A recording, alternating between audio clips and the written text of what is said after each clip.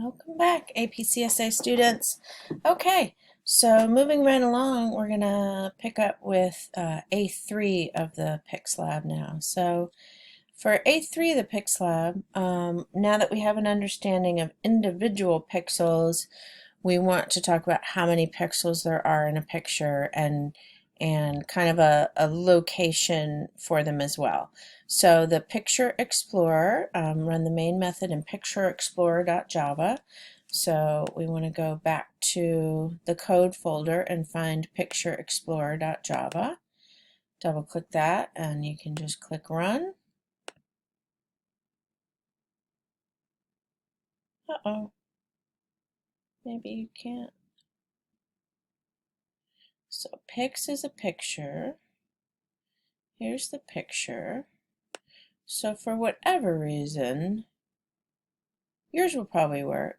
I don't know why it didn't compile this on its own for me. It's using this picture object, so I need to compile. Might have just been a delay. So now I'm back in the Picture Explorer. I'm gonna run. Ta-da! Okay. So now we have that beach picture that they show in the PDF. And what this allows you to do is not only click and see the RGB values, but also see the row and column. So remember the first day when we were talking about 2D array applications and we were talking about these pixels. So now we're going to talk about how can I get this light blue pixel right here that you see, and maybe I want to change it to be red. And so we're going to be doing that on a very we're going to be changing the values of individual pixels. And so I'll go back to that Java program in a minute, but if you just think of this as a 2D array, you can kind of see each of these rows and each of these columns in a picture, which is nice for us because it's how we've labeled our 2D arrays. This top row is row 0, and the next row is row 1, and the next row is row 2. Similarly, the columns, this is column 0, this is column 1. And when you're in that Picture Explorer, which I'm going to find, here it is, if you can go over here and you can click and you can almost see where I'm almost getting I've got column 0, I haven't quite gotten row 0 yet, and then there I am, row 0, and the cursor's way in the corner. So you can move this over. It's kind of hard to see unless we so if I increase the row, you can see the little plus sign going down.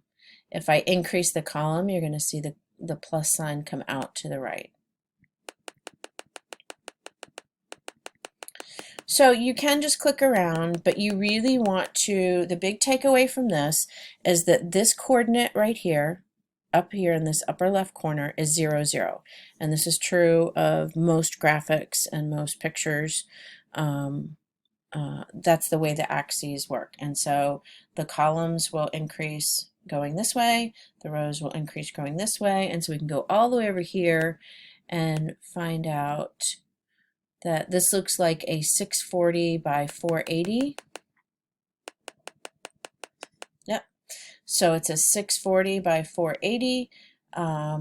So 640 pixels across, and they're numbered 0 to 639, and 480 pixels down. That's 0 to 479. And if I bring up my calculator, didn't mean to do that. To move the calculator over.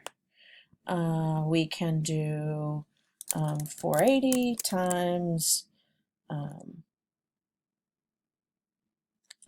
what was it? I have had my coffee.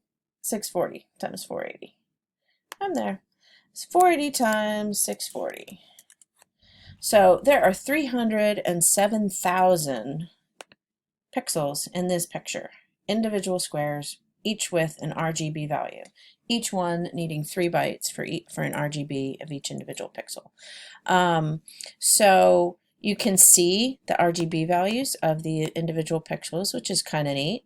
You can also zoom into the picture, and then you will see that pixelization like we saw on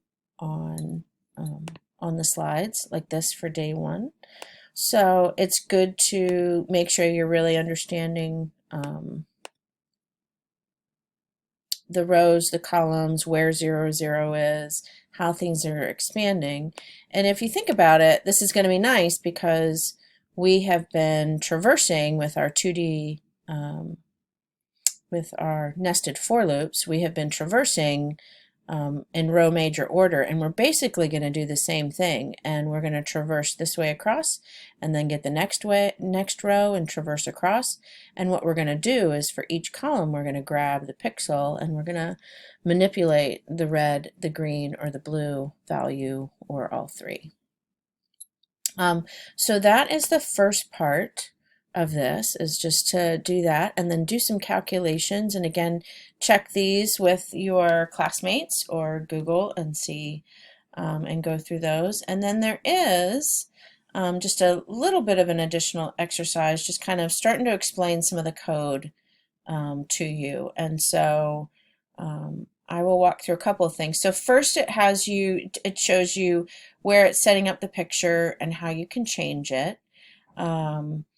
And then it's saying if you want to add your own picture and resize it. Now, you can add your own picture. You can resize the picture using Paint, Microsoft Paint, I think, and students have used other third-party software, which is fine. Or you can add this somewhere into this main method that we're going to go look at, and it will resize the picture. Because sometimes when you upload your own picture, it's too big. So just really quickly. Here we are in the Picture Explorer. It's got a lot of code that we are not going to bother with. A lot of code. Look at that. And all the way at the bottom is this main method. And this is the picture that it's choosing. So if I go over here to that images folder and I pick a new picture like flower 1,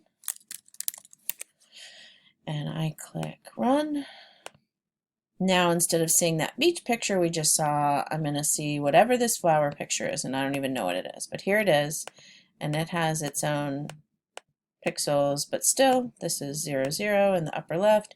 This one has different set of dimensions, but so the other part of A3 is just showing you how to change your picture here in the Picture Explorer piece. Alright, so play around, do the questions, and I will see you in the next video.